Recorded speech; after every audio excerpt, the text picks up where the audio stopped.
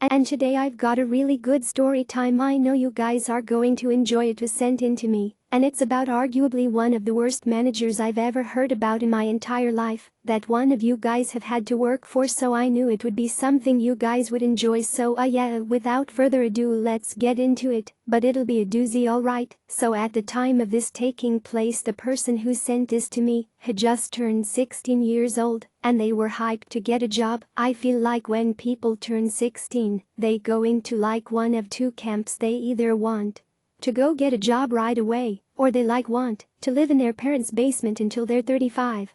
Yes, there's some people in the middle ground, but this particular person started applying for jobs like it was an Olympic sport, just trying to get hired, and obviously they didn't have a ton of work experience or the ability to be insanely picky about it, and they ended up getting hired at this quick service restaurant, where you walk and order from the counter. They give you the food you leave a little bit nicer than fast food, but not a restaurant, that in between space, and it was fine enough. But one of the main problems they had right away is the person they had interviewed with was the owner, but his son was the person who managed it on a day-to-day basis, and the manager was an absolutely entitled brat who was way too old to be acting entitled. I mean, first things first, the guy was in his mid-30s, which is just way too old to be acting like you are better than everybody, or better than everything, or entitled in any way. By that point, real life should have smacked you around enough to realize that it just is gonna get you a lot farther if you treat everybody with respect. But the manager was the owner's son, and he would just complain all the time about how his parents and him had bought the franchise 50-50, but they had put up 100 of the money and he got his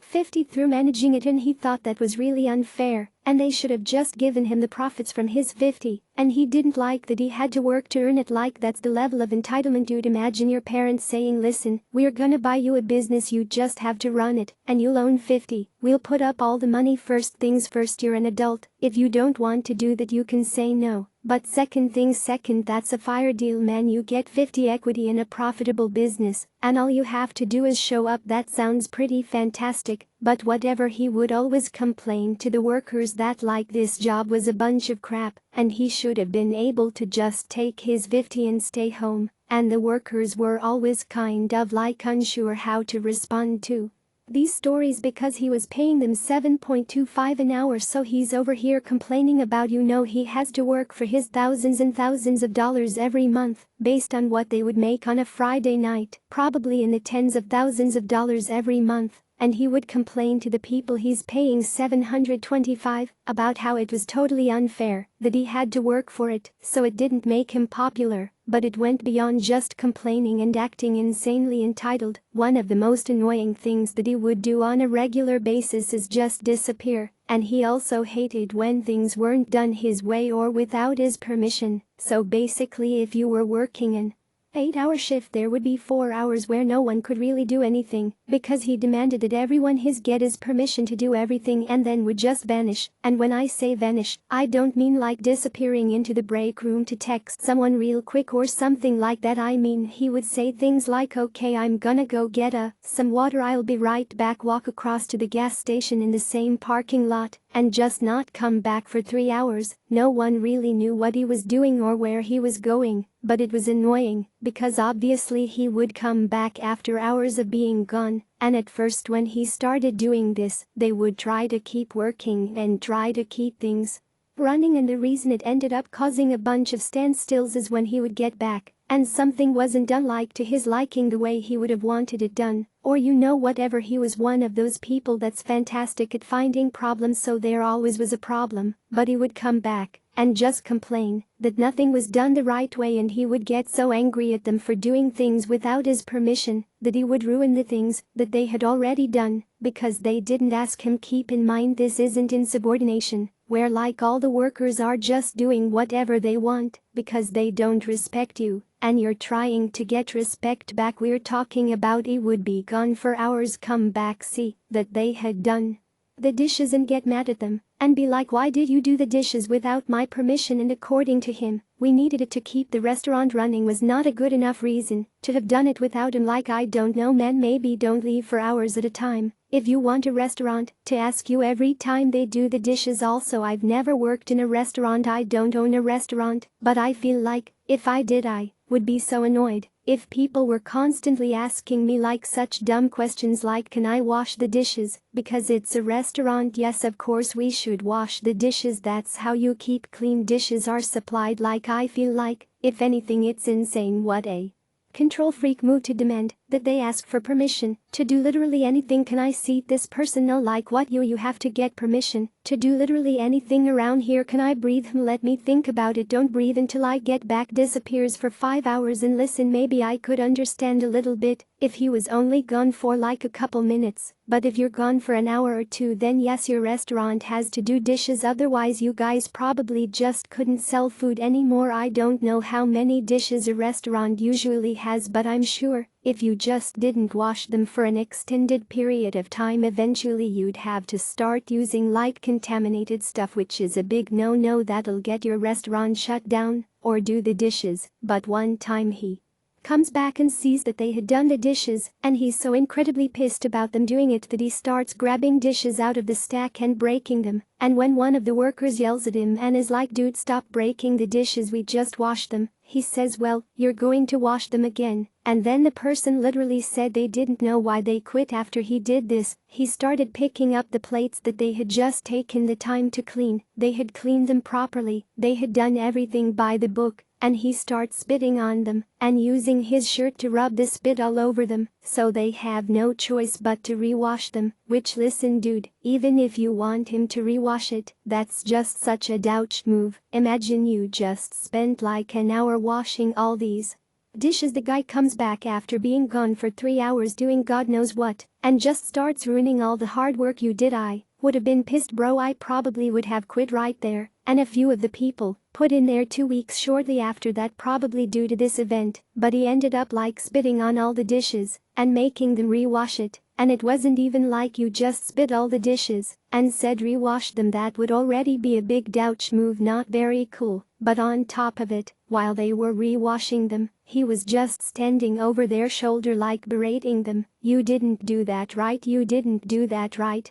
And he would let them wash a dish while berating them, purposely let them miss a spot that he wouldn't point out, just so he could spit on it and scream at him and make him do it all over again. And it was at this point that the person who sent this to me was like, oh, this guy's just gonna be a horrible boss. But unfortunately he also was 16, didn't have a lot of work experience, and for some reason he had convinced himself that this was like normal behavior. Oh no, you're supposed to dislike your boss. Yeah, okay, I'm not saying you're supposed to love your boss. He's not supposed to be like, you know, your favorite uncle that you just can't wait to hang out with. But your boss should not be disappearing for hours at a time, coming back getting mad at you for working while he was gone, and then destroying the work that you did do, and then screaming at you for doing the work that he just destroyed. Like, this entire system is way out there. But he's 16, he's getting paid, so he thinks it was pretty normal. A couple days after this incident, though I don't know if somebody had tipped off his dad, which was the owner, or what the deal was, but the subscriber comes into work and his dad is there, and his dad says, hey, can I talk to you? And they go into the back room,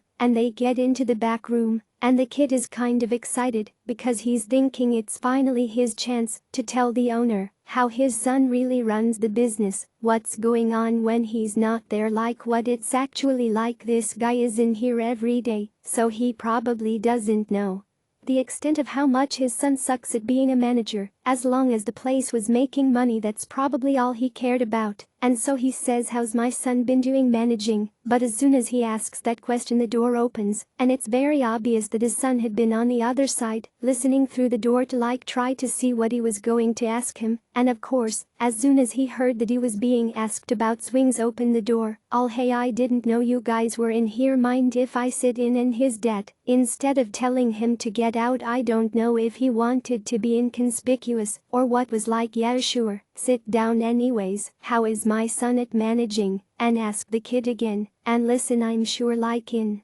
retrospect he would have told the guy, your son is the worst boss ever, he's the absolute worst. But think about, in this moment he thinks he's about to talk to the owner one-on-one. His son, the manager who he's asking about, walks in and is now standing there looking at you. You'd probably be a little bit like, ooh, do I say anything, or not so he starts just kind of saying honest things, but not insulting things. He's not complimenting him and saying he's the best manager ever, but he's trying to say that he sucks in the nicest way possible, just very vague, like, well, he certainly has his own way of running the restaurant. You're not saying it's a good way of running the restaurant, but he certainly does have his own way of running it. He's actually a pretty solid manager every now and then he would make me laugh. He didn't say he was laughing at him, not with him. It's not like it really matters in whatever he struggles through a little bit of a speech to be like, oh yeah, he's fine, and the dad says thank you, and he gets up to leave, and it's just him and the manager's son now. And you would think the manager's son would be grateful that this guy didn't just air him out to his dad. He didn't say he's the greatest manager ever, but he had given compliments. Sure, they were a little bit like not exactly what he had meant and left up to interpretation, but it appeared that the manager's dad had taken it the way that he had wanted it to, which was a compliment, but his manager is having none of it and starts getting mad at him, being like, why didn't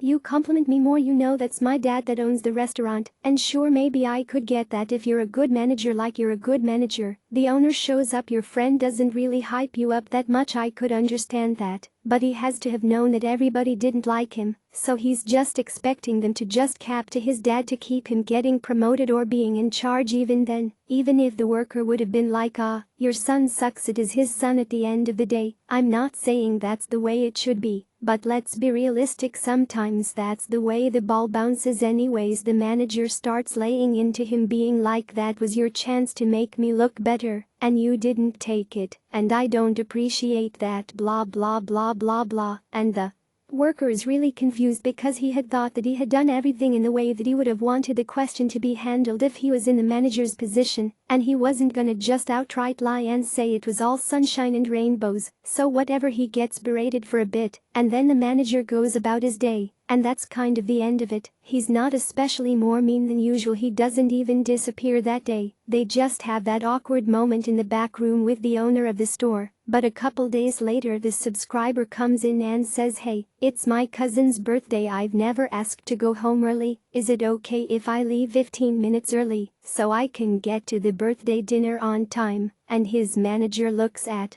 him for a little bit, almost like sizing him up, and says, yeah, sure, that should be no problem, just let me know before you go. And now obviously the subscriber is pretty grateful for that. It's not like his boss had to be cool and let him go home 15 minutes early, so he's thankful for it. And he texts his cousin being like, hey, I'll be at your dinner, it's gonna be awesome, this is great. And so the rest of that shift he's like having a great day. He's being super efficient, he's working extra hard because his boss was gonna let him go home early. He was excited for what was after work, and I think this is the perfect example of why it's probably just easier, if you're a boss, to treat your employees well.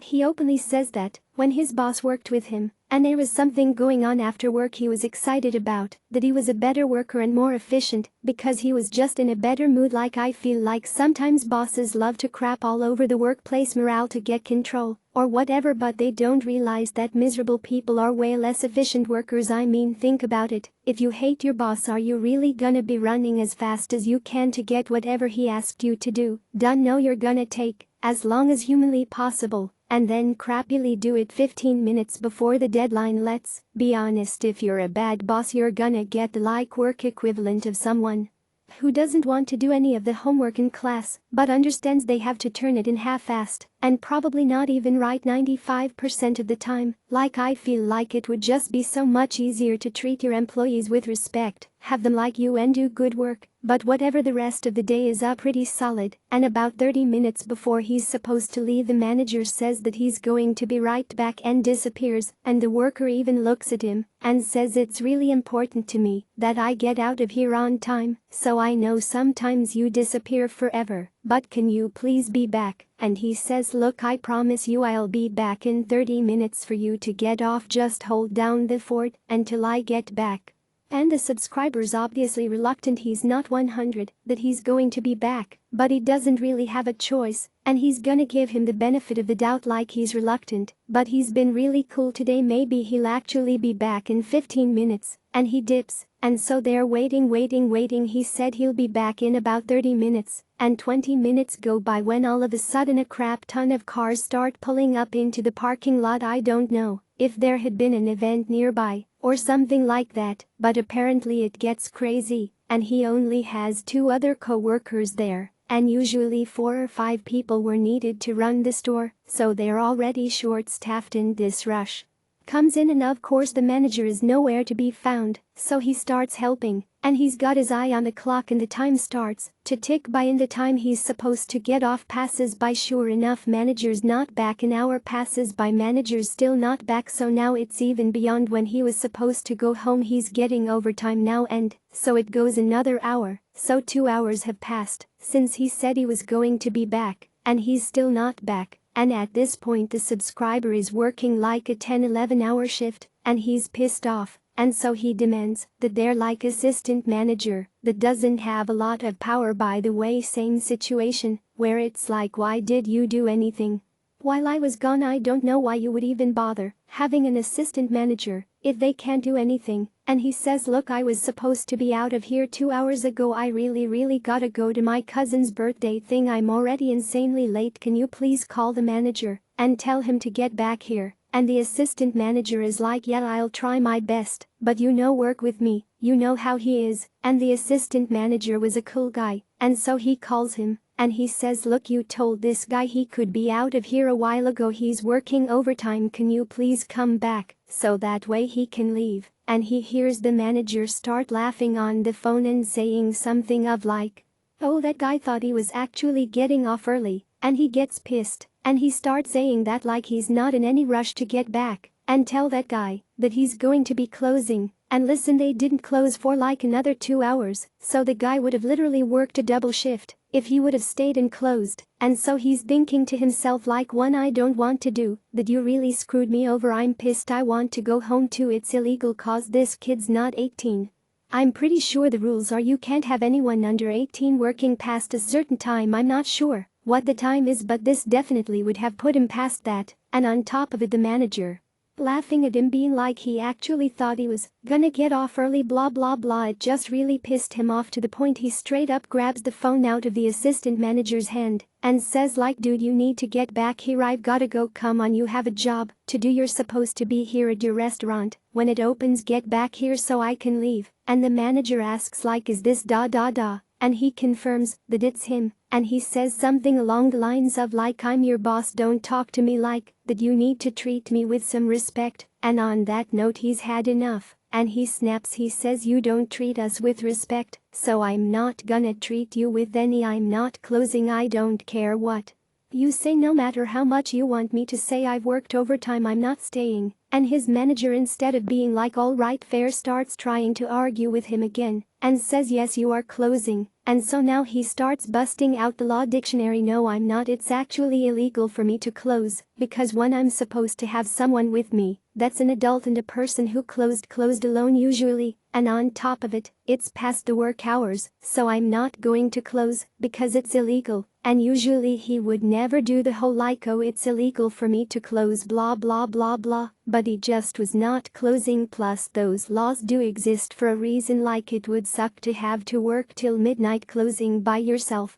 and then go to school the next morning. Not to mention you did promise him that he was supposed to get off early. Now he's worked essentially like a 12-hour shift. That just sucks, man. The last thing you should want to do is make this person work even more. But whatever, the manager takes this moment to be like, well, you have 2 choices. You can either stay and close the way you're supposed to. I don't know why you're quoting the law, but you're not gonna tell anyways. He says that to him, which like, alright man, I feel like snitching's wrong, but if you dare them not to snitch, they're probably going to snitch. Like, it seems fair. And these are your options. You either keep your job and you close, or you can seek employment elsewhere and leave because I'm not going to deal with your insubordination, blah blah blah blah. And I'm sure in the manager's mind he was like, oh, this kid is gonna buckle down, say he's so sorry, he really needs this job, he's going to just be on his hands and knees begging not to get fired. But instead the subscriber does the ultimate Chad move and just says alright then I'm out, hangs up the phone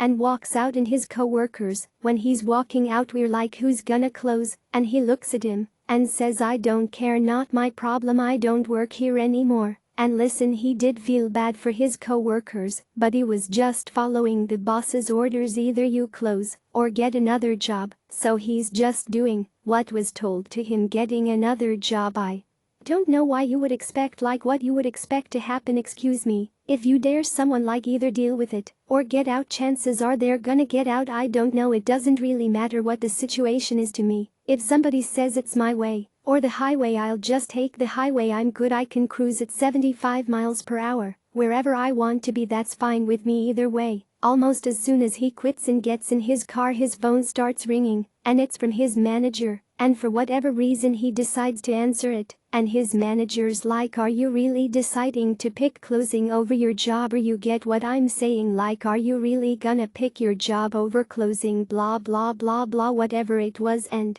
he says, yeah, I quit, I don't work for you anymore, you suck to work for, I don't want to work for you, and I'm not closing. And the manager now is kind of like begging him to close. He says, look man, I'll give you extra money, just please close, please close. And he's not having any of it. He's like, no, you come close, you were supposed to close. And the manager says that he was going to close, but he went to go do something and got invited to a party, so he's at the party instead. And that's when the subscriber loses it a second time. You're telling me that you screwed me over after telling me that I could go home early, and then disappeared promising you'd be right back so you could go to a party. And the manager is like, yeah, but it's a really cool party, keep in mind this is like a fully grown man, I'm sure the party was a lot more fun than work, I don't doubt that for a second. Work isn't notorious for being hype. That being said, you can't like promise your workers that you got their back and then ditch them to go to a party and be all surprised Pikachu when they're pissed at that. So the subscribers start saying he's never met anyone that's more self-centered in his life, and he doesn't even know why his parents gave him a business, because he knows that he's gonna run it into the ground anyways. And the manager snaps back that, like, you'll see when I have a bunch of franchises, we'll see who the more successful one is. You're the pathetic loser that was working for me, blah blah blah blah blah. They're just getting into it at this point, so he hangs up, officially jobless and just as pissed. And he's so pissed that he does not go back to the restaurant for a long time. He doesn't want to see his old manager, he doesn't want to interact with them. He's just like, that guy sucks. One day, though, one of his co-workers and Tech Simon says, come in, his old co-workers, and he's like, why? And they say, just trust me, come in, you love it. So he decides to go in, and he walks in, and he immediately sees why his co-worker told him to come here. And of course, he was going to love it, because it appears his manager had been demoted to just a normal like cashier, which, listen, it is wrong to take joy in other people's downfalls. That being said, if you manage to get fired by your own parents, bro, you have to be one of the worst workers ever. Like, the parents bought you this restaurant and gave you half of it and still demoted you. Do you know how bad you have to be at business for that? So whatever, he ends up walking up to him to order from the guy, and as soon as the manager sees him, he starts looking very pissed off, like he doesn't want to serve him.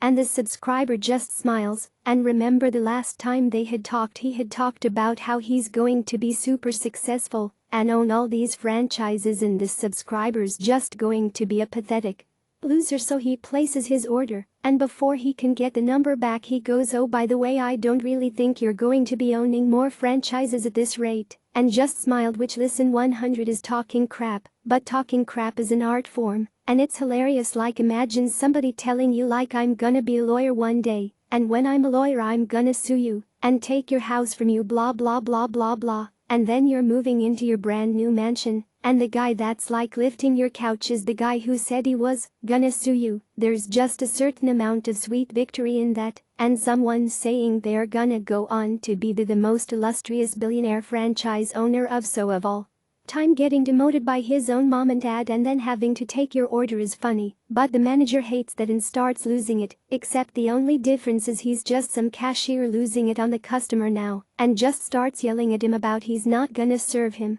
He might as well get out of here. There's no way he's gonna serve him any food. Who does he think he is to come in here, blah blah blah. And he hears the back office door open, which is usually where the manager hung out, so he thinks there's going to be a new manager walking out, probably the assistant manager, but instead out walks this guy's dad, who was an older gentleman, and he goes, "Son, what are you doing yelling at a customer?" And his son says something about how like this isn't a customer, Dad. He used to work here, he just came in and was telling me that like I'm not gonna own more franchises because I got demoted. And the dad looks at the customer and is like, "Is this true?" So the subscriber says, "Yes, I said that, blah blah blah blah, but I was just joking around." And his son starts going off being like, "Well, we don't take kindly to joking here, we don't want you to come in here thinking that you can talk to us like that, you're banned from here." And the dad looks at his son and he's like, "You can't ban people from my restaurant." And he's like, "But Daddy came in here to provoke me." And he goes, "No, he came in here to buy something and happened to see you, and you're easy to provoke. That's the situation here, but you're not allowed to ban people from my restaurant." And he starts going off about how he used to own 50, so therefore he should have say in who's banned and blah blah blah blah blah. And his dad says, "Yeah, but we had to take percentages away from you because you were running the place into the ground and making it lose money." And now the subscribers' jaws dropped because they had never seen him and his dad go at it like this, but it also made sense why he had been demoted, like just managed to run this place into the ground. And then the dad, I don't know if it was out of frustration or wanting to embarrass her kid or what, starts going off about how like he wants to be retired playing golf right now, but he had to come out of retirement to manage this because his son's too dumb to manage it, blah blah blah blah. And his son decides to start fighting with his dad in front of the subscribers, saying that like, "I never wanted this restaurant, so I don't care about it, blah blah, like that's why I ran it into the ground." And the dad says, "Oh, you ran it into the ground on purpose?" And the son is like, "Yeah, I did. I don't believe that for a second, probably just a coping mechanism. I purposely failed and lost my business, like I don't know why you would do that." And the dad at that point has probably had enough. And he goes, "Fine, then give me your name tag, you don't work here anymore." And he looks at his dad flabbergasted, like he can't believe what just came out of his mouth, and he's like, "Wait, what?" And his dad says that he only wants people to work here that want to work here, and if he wants to keep messing around and flushing his parents' money down the drain, it's not gonna work. And he's like, "Dad, you can't fire me, I'm your son." And the dad, "Bro, I don't know if this is good. This is pretty heartless." Just said, "Oh well, I just did." And the guy was just standing there dejectedly, whatever that word is. And at that point the subscriber doesn't even want his food anymore. He's feeling very awkward being there. It was not his plan to come in here and get this dude fired. He didn't even know why he was showing up. I think he was just supposed to see him demoted to a normal cashier, not that. That's like a really bad job, you know what I'm saying, like you guys get what's up. And so he just decides to leave. He had already paid for his food, but he wasn't gonna stick around and watch because the guy was just arguing with his dad about how he wasn't actually fired and how he was totally gonna tell mom when they got home. And the dad was just giving zero craps, like, "Yeah, go ahead and tell her, she'll support it." Listen, I feel like these parents already had a lot of patience. I don't feel like getting your kids a business is ever a very good idea. I know people do it, but like, your kids probably should work for their own stuff. They're never gonna value your money as much as you do. But imagine your own parents having had the talk of like, "Yeah, he's just running our money into the ground so much, we should probably fire him from the restaurant that we gave him 50 of in the past." Subscriber left though and did never go back after that. I don't know if he was actually fired, if his dad had to change her heart or what, but what I can say is that at the end of the day the boss did take the gigantic L. That's pretty embarrassing. Just have your worst enemies seeing you almost get fired by your own dad. The subscriber never did go back, and I'm not sure if the son ended up being manager again, fired or not, but the restaurant itself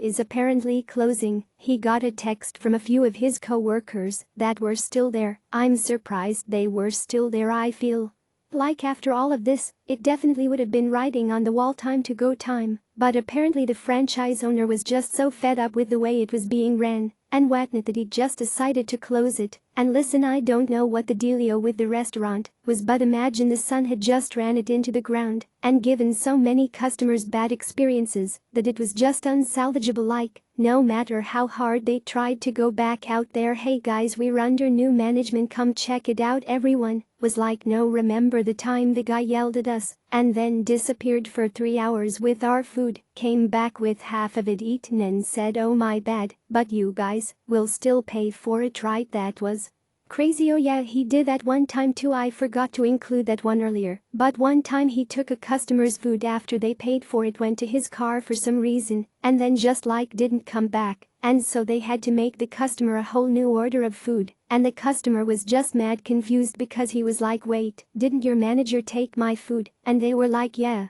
And he kept asking why did he do that, and they just didn't have a good answer. So I'm not surprised the place isn't going to be staying in business just because of how much of a bad job he did. But that's gotta add some stress to their family too, bro. Nothing makes Thanksgiving awkward like accidentally blowing your parents' retirement on a restaurant that you single-handedly managed to run into the ground. I'm gonna put a little bit of blame on the parents too, though, like, it has to have been being ran into the ground for a while. If it gets to the point where it's unsalvageable, if your retirement's really on the line, man, you got to start getting involved even sooner. Also, family and money just don't mix. Little bit of life advice: no matter how good your uncle swears his idea for the sports bar is, don't lend him the money. Best case scenario, you make some money. Worst case scenario, your entire family gets torn apart and your uncle screws you over. It's just not worth giving them the ammunition to potentially run the family into the ground. But yeah, I guess moral of the story is, like, treat your workers good. There's no reason to make them hate you, and there's also just no reason to tell them they can get off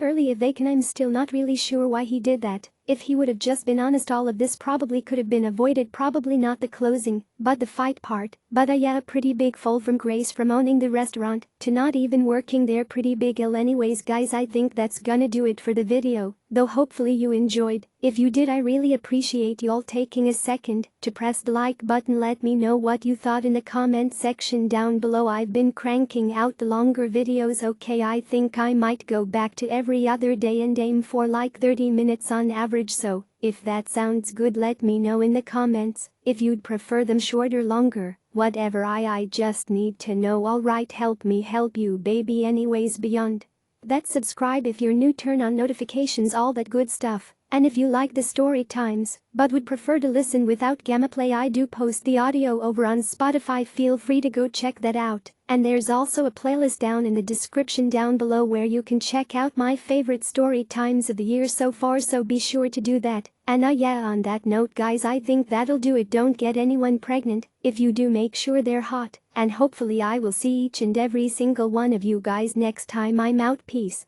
Lecturing at a further education college, and for the non-UC folks, this would be the typical age range of 16 to 19 prior to university. But we also took older learners on select courses as well. My course was one such course, and basically it was a program designed to offer people a multidisciplinary study program, but also simultaneously equip them with the skills to study at university. In short, it was aimed at people for whatever reason didn't complete their education at the expected age and needed many of the qualifications you'd get between the ages of 16 to 18 to study at a university level. On this program, I was a senior lecturer and was the lead on all delivery to do with philosophy, psychology, sociology, as well as delivering generic study stuff like referencing practices and academic integrity. Like all providers at our level, we naturally provide a way for students to challenge their grade if they feel they've been undersold. Now our program is very bespoke, and the awarding body is massively chilled out and hands-off, so they don't involve themselves in grading disputes. Instead, it's up to the practitioners to come up with a way of delivering a fair challenge process which is submitted to them for approval. Ours have been approved, and I'll describe it later. The student in question was about 22, a bit younger than most of our learners, and was a nice enough guy, but one of the I've done the private reading on my own, so what are you here for type had a really high opinion of his ability, which is generally good, but he lacked academic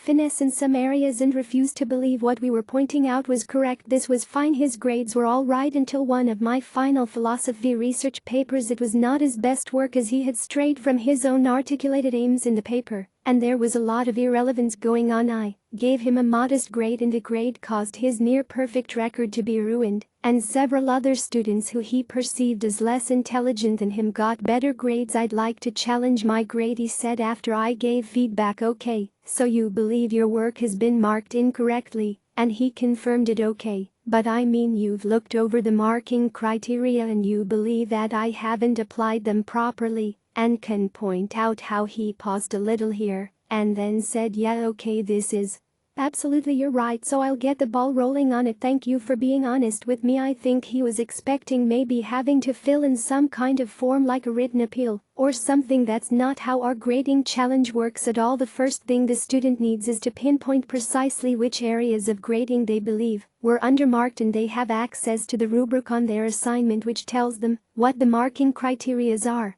and what distinguishes between lower and higher grades for each criteria. So step 1, you just have to identify which of the criteria you think you're undermarked on, and as part of our feedback we have to describe how we think the work met the criteria to the standard we're awarding, and you need to also identify qualities in your own work which you believe demonstrate the higher criteria you haven't been awarded and argue how it does it. And thirdly, you need to argue why you think the marker applied the marking criteria incorrectly. By referencing the above, he goes a bit pale, but takes the form and insists that he will do it in a week. Passes, and it's coming. He says this goes on until day 19, where he quietly asked to talk to me after class and asked if we can just drop the challenge. I say it can be dropped, but he will need to attend a meet with my head because flagging up this with my marking raises a potential concern with her, and she will want to investigate the basis of the claim and why he withdrew it. He tried to say it wasn't necessary, and I insisted it was for his protection to make sure I'm being fair, and wasn't coercing him into dropping the claim. On the day of the meet, the head of the curriculum turns up in our free study period to talk to him, and he's absent that day, out sick. She rolls her eyes and leaves, and the next day he's miraculously well again. Just as I break them for lunch, my head is out the door, and in his face. My head later confirmed to me it became clear he couldn't really pinpoint which parts of my marking he was unhappy with, and the meeting was basically him admitting that he was beating himself up as he didn't start enough or study hard enough, as he thought he was essentially trying his luck and thought it would work. She reminded him accusing me of being incompetent at my job wasn't the best way to do that, and it's something fairly serious he'd do well to remember. Fortunately, this was the penultimate assignment of the year, so he didn't have to stick around for longer afterwards. He did get into his first choice university at the end of the year on strength of his interview, which I helped him practice for in the few weeks before he finished the court, so no harm was done aside from his ego. Fortunately, I feel like that's a pretty fair system. None of my teachers even let me challenge my grades. They were like, oh, you don't like what I did? Too bad. I was wine drunk at my book club and felt like grating, like that was the vibe of my teachers. At least this guy provides an avenue to challenge it, and it seems pretty fair. You just have to point out what you think he did wrong. That's reasonable. If you're gonna call him out and say they did it wrong, the bare minimum you should have to do is say what they did wrong and why you feel like you deserve to have it changed. How embarrassing, though, to have to meet with the head of the academic department and explain, nah, never mind, I tried to figure out what he did wrong, and turns out I'm just stupid. If you don't like it, leave, don't mind. If I do, I want to preface this by saying it's actually my dad's story and I wanted to share it and honor him since it was Father's Day and I just got off the phone. My dad's been a mechanic for almost 30 years. We immigrated to the United States 10 years ago, but in my home country he was both a mechanic and a workshop manager since he studied engineering in college. When we moved to the United States, he chose to move all of us, which meant he had to work very long hours, 10 or 13 hours a day, 6-7 days a week as a mechanic to make ends meet. He could have gone back to school to get a better job, but he wanted all of us to be together anyways. My dad had been in this job, and I won't name which one, but it was a big shot car company as a mechanic for years. He had another job before this, but had to relocate after we moved into an actual house, and he was their star employee. He overworked himself to the point of fainting at work, and all he did was ask his co-worker to bring him water and kept working. He never took lunch breaks, and he would eat food quickly in 10 minutes and go back to finishing tickets. None of this is healthy, and I'm not glorifying it, and I wish he didn't have to do all that to make ends meet after almost 7 years at the company and never having got a raise. My dad never asked because he didn't know he was allowed to, was working himself to death and doing the work of 3 people as one person, and was told he would get $18 an hour. He was making $15 an hour at the time, and this would have been huge for our family, and we could have gotten to refinance the house and lower the mortgage. He worked overtime a lot, and he was excited to make more money. Then a mistake happened. It wasn't even my dad's fault, but another worker forgot to put oil in an engine before letting the customer drive off, and obviously the car broke down, and it fell back on the company to reimburse the customer, and they decided they would take it out of the worker's paycheck because everyone should have been paying attention, and told my dad they were canceling his bonus. He finally decided to stand up for himself and say that's not fair, and they said if he wishes to, instead he could pay a portion of the engine's cost himself if he wants to keep the bonus. He declined, which was met with just leave if you don't like it. They assumed it would be an empty threat because not only was this during the height of lockdown, but obviously no man working those grueling hours would be able to afford to just leave. But that's exactly what he did. He simply said okay and walked out. They tried to say something, but he told me he paid them no mind and drove to the nearest gas station, called his old company's manager, and this manager was very kind to him. I remember when I was younger I even went to his kid's birthday party, and that was the first birthday party I'd ever gone to. I didn't have any friends in the beginning due to my accent and kids being mean. Well, apparently his old manager, who had moved to California himself, came back to our home state earlier this year and had offered my dad a job when he moved back. This was at another big name car company, but I won't name which one. And my dad initially told him he couldn't just leave his workplace since he had been there for years and felt responsible for the company. I honestly don't understand the company loyalty stuff, especially if they pay you like crap, but maybe I'm too young to understand it. Anyway, he explained the situation and asked if the position was available, and my dad got started at his new job at $20 an hour with a raise based on his performance and a sign-on bonus. Literally just had to do a drug test, no interview, no nothing, and got hired on the spot. After 3 months he got bumped to $25 an hour, and I always worried about him working overtime, but he kept reassuring me it's a lot less on him, even though he still works 10 hours a day 6 days a week. He tells me a lot of times he's making house calls, so he gets to drive on company time, which relaxes him, and that the workload is a lot less for a lot more. I hope he's telling the truth for his own sake, but he does sound happier. They even let him borrow the company's car during winter while the roads are icy, because my dad has this beat-up 1999 Camry that creaks and rumbles while running, and his manager said he doesn't want my dad risking his safety to drive to work. He told me today that they are making him do managerial duties now too, and it's what he used to do before we moved here, so it's easy for him, and the compensation they're giving him is 25 more than what he was getting before. I'm so happy for him and very proud, and I'm glad he's not overworking himself and left behind a crappy company. They've tried reaching out to him to match the new job was giving him 4 times, but he's declined every time. They said they'll even give him a sign-on bonus, and he keeps declining. Mess around and find out, I guess, if you're really gonna threaten your most hard-working employee with if you don't like it, leave, then you should be ready to accept the consequences. No, you don't deserve 2 weeks notice, and no, you don't deserve any more of his labor. My dad deserves everything, though, and I just want to share the story cause I love him and I'm proud of him, bro. First of all, your dad sounds like an absolute workhorse, 10 hours a day 6 days a week for years, just no issue. What a G. But on top of it, I don't really know why his employers were like so stupid. If I had somebody really busting their butts 10 hours a day 6 days a week 60 hours a week, I would basically give them whatever they want within reason to stay there and work there, because clearly they care about the work. I wouldn't threaten them and be like, oh, you don't like it, get out of here. As for company loyalty, never be loyal to a company that doesn't have loyalty to you. Chances are if you work for a company they don't care about Anything other than making profit, they're not gonna have your back. If you get sick, they're not gonna have your back. If something happens to you, so you don't owe them anything, I mean. If they're gonna keep giving you raises, paying you more, letting you take vacations, working with you, that's one thing I understand, loyalty. But if they just want to keep taking your 60 hours a week of work and not pay you for it, then by good riddance. Dumb boss equals broken glass. So this all happens a good 10 years ago. When I had my very first job right after school. I was 17 years old then, so I had no clue about labor laws and was working as a metal worker for a small 5-man business. The boss was from Sicily and thought of himself as a better Don Corleone. Their other workers were one actual worker, a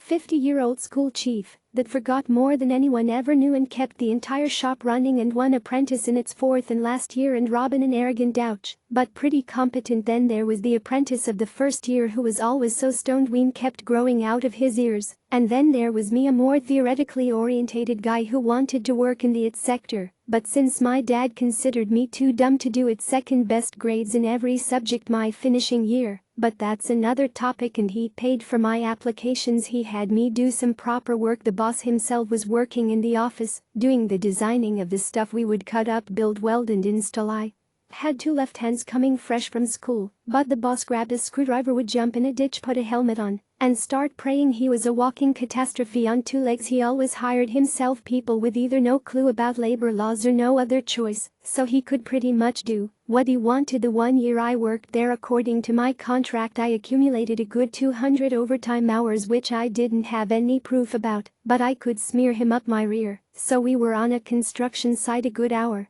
and a half away from the shop, and we were supposed to install 14 3.10 meters tall and 59 inches wide broad panes of glass. They were made out of double-layered safety glass, a good 1.6 inches thick, with a layer of tough clear foil in between, so they were really heavy, a good 440 pounds. Or so. Those panes of glass were supposed to go into a rail in the ceiling and floor, creating a solid secure glass wall for the office. A normal ceiling was around 2.6 meters tall, so we had to use suction cups and bring the heavy things in angled, which was really a pain, like literally. Anyways, the problem we ran into pretty quickly was the ceiling was 2.6 above the floor and glasses were 3.10, so there was a good lack of space, around half a meter. The rails in the ceiling and the floor added another 5 centimeters each, so he ended up with the glass being 40 centimeters too long. And it turns out the boss had been ordering them wrong. Oh crap. So we called the boss, and he was back at the home shop, and start telling him the problem, and he was infuriated, as if we extended the glass somehow. And when we tried to call multiple companies in the area who work with glass, if they could come and cut it on the construction site, as soon as they heard double-layered safety glass, each and every one of them outright refused, said that the laser was more likely to break than to be cut with anything short of an industrial-sized laser cutter or water cutter for that matter. So, after we called every glass company within 30 minutes of travel to the site, which then refused the request, our boss had a glorious idea that if the professionals chicken out us for metal workers, of which only one had actually finished apprenticeship, should do the job with our diamond cutter, something that you used to cut normal thin glass. We 3 looked at ourselves, and the stoner was just giggling mad as usual, and were speechless for a moment before our chief asked the boss if he was really sure about this, because there was simply no way that the glass would survive. When the professionals gave us a 50-50 chance, chief gave us a 10-90 chance of any glass surviving. The boss said he was absolutely sure, and after all, our chief could do everything. And if 1 or 2 glasses break, it would be better than nothing, cause we couldn't just drive home and have no progress on the site whatsoever to show for when the customer would do an inspection. And our chief asked once more if he was sure, and the boss said that he was okay with it and that a good number wouldn't break. And knowing our boss, we had him on speaker and recorded what he said. Well, he said a second time that he was all sure and he would take this one on him, and then spent 10 minutes arguing with the chief, who insisted Go and quickly buy a new sharp diamond cutter as ours was dull as a troll's club. The boss didn't like the expense of it, but he eventually allowed it. The problem with cutting glass is if you cut one side, turn it around, and then bend it carefully against the cut. But when you have double-layered glass, yeah, the joke's on you basically. Well, we then unloaded all the glass carefully until we only had one on the truck, and carefully cut one side with the diamond cutter, poured some flammable liquid in it, and then cut and ignited it to melt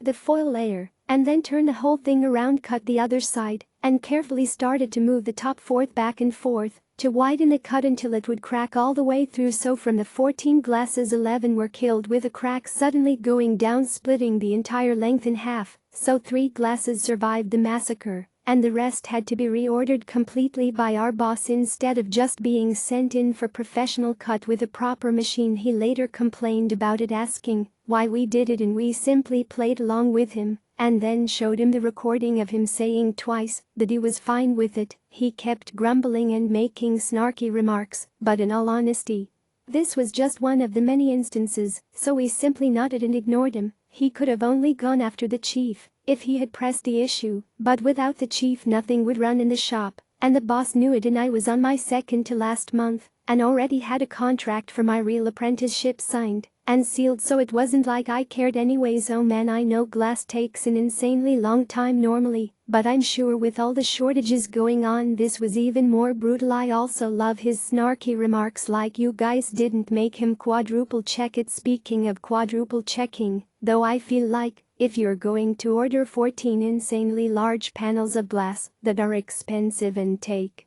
time to make, especially double-layered glass, wouldn't you want to quadruple check them and like the measurements, not the management? Well, I guess both, you know, but you would want to make sure they'll actually fit. I feel like having 40 centimeters left over isn't even close. We're not talking about like, oh, you were 2 centimeters off. No, he added like a whole another 1.5 feet to this thing. How do you get your measurements that wrong and run a shop where this is part of what you do? How often has he had to reorder glass completely? Like, is he normally just this dumb about it? How is he still in business? I have so many questions. I'm at least glad you got out of there for your apprenticeship, because I feel like learning from this guy would have only set you up for one direction, and that's failure. Charge me an extra month and don't want to return my deposit. Okay, you can lie, but I have the receipts. The contract of the apartment I've been living in for the past year recently ended, and I had forgotten of the 60 days written notice to move out until I was reminded by management 10 days before I turned it in. I thought it specified in the contract, and it's my responsibility as a tenant to maintain them, and I was still livid by the fact they didn't have the courtesy to remind me at all. 3 times they had contacted me about renewing my contract, and then I verbally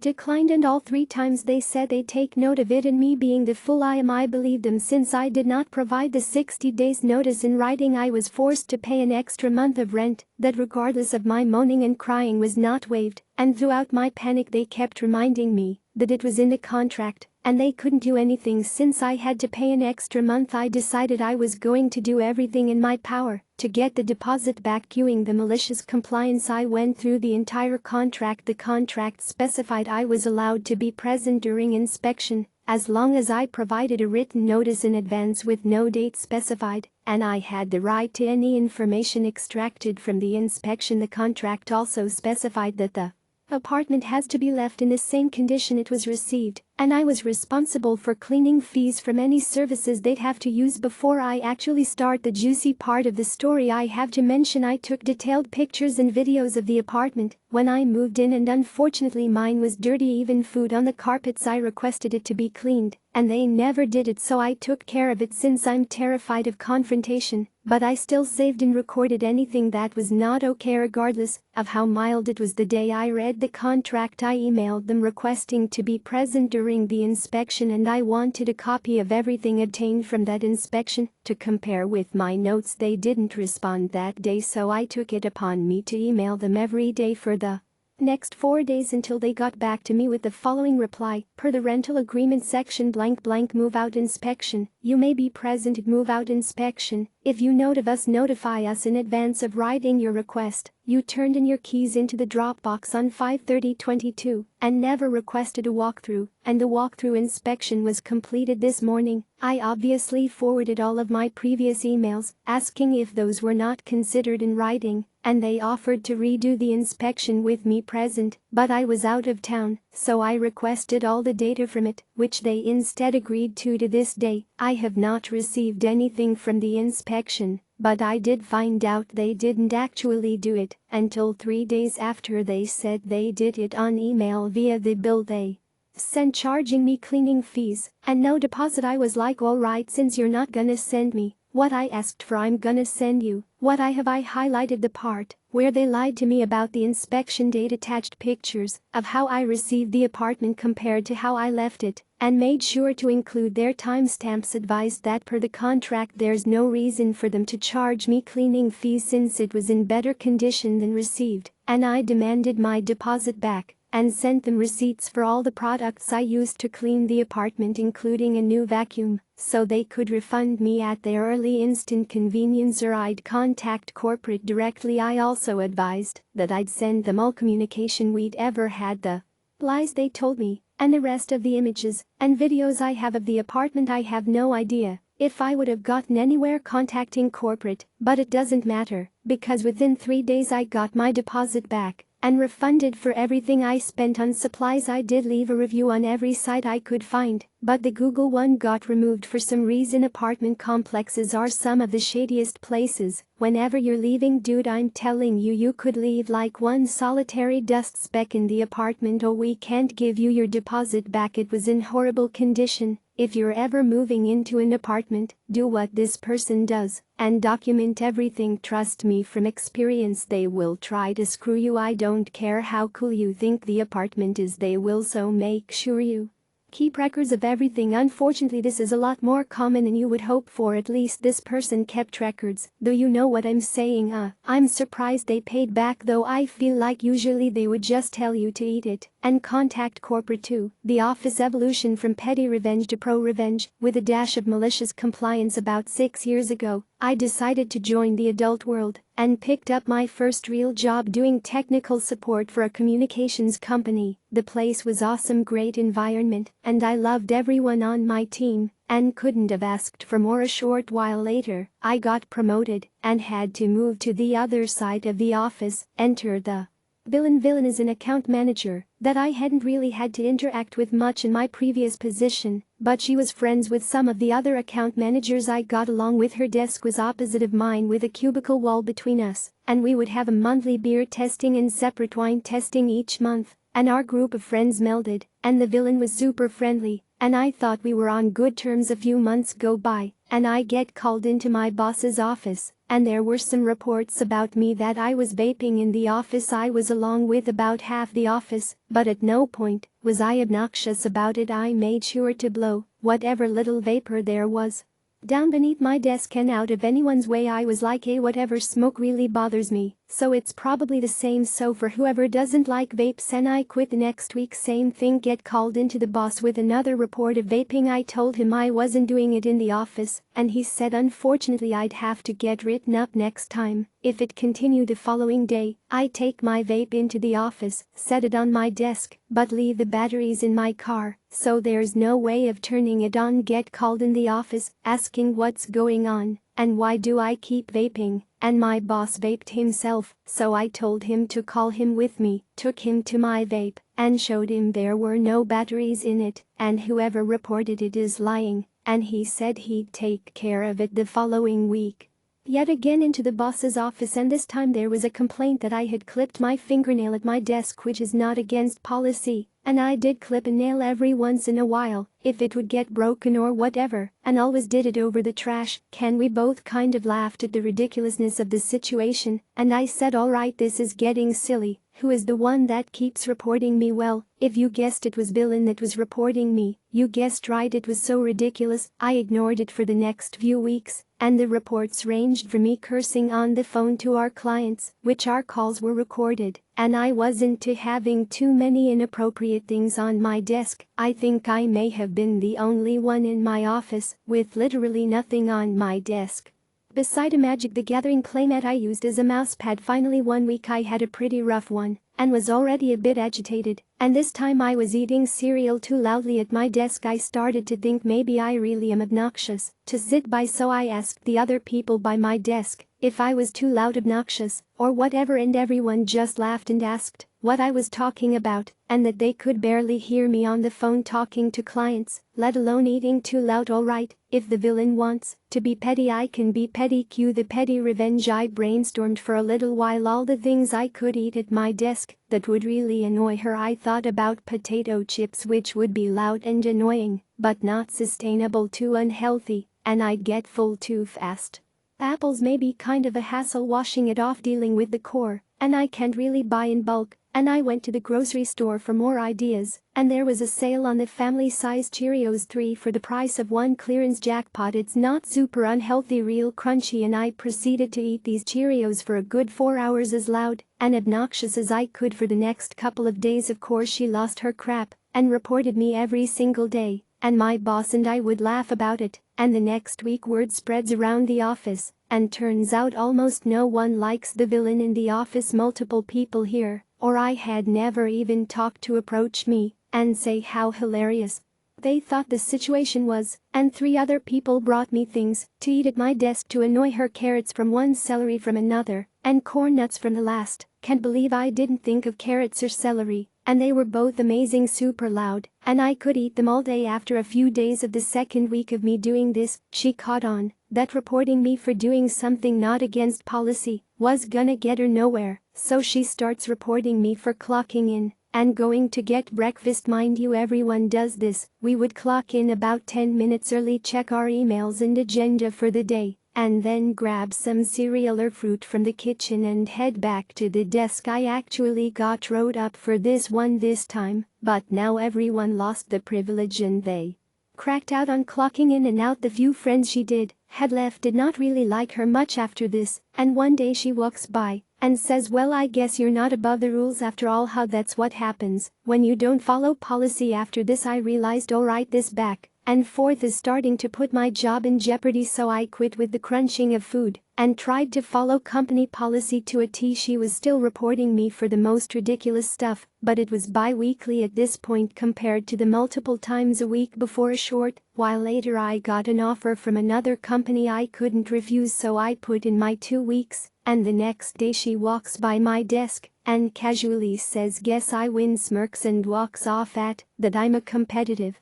person and I don't like losing, even though I didn't see it like that previously. I did now, and I still hadn't lost. I still had 2 weeks left, and during this time all the data breaches and companies selling data was becoming mainstream, so our company had a lot of new policies and training in regards to data. Guess it's time to follow policy. For the next 2 weeks I kept a log of when villain would get up from her desk with timestamps and a timestamp of when she would return. She would never lock her computer, not one time, and this was a big no-no according to new company policy. Over the course of 2 weeks I had 2 pages full of policy infractions. On an average 8-hour day she was away from her desk for 3 hours a day, 3 hours per day of compromised customer data. As I was doing my rounds, saying goodbye on my last day, I spoke with my boss and the director of the office who oversaw the teams, filed a report and went to the villain's desk, and she had already left. I made it through 2 or 3 Cheerio boxes and figured I'd leave her a parting gift. Not too long after, a friend I worked with messaged me and said she'd have been fired. Guess I win. Well, I mean, if they want to play and try to get you fired, they can't be surprised when you start noticing all their policy infractions. 2 only difference is I think you really win because you still have a job. You know you didn't lose yours. She's just out of luck. I feel like going out of your way to make people in your office hate you is one of those things I've never understood. Like, what do you gain or stand to benefit from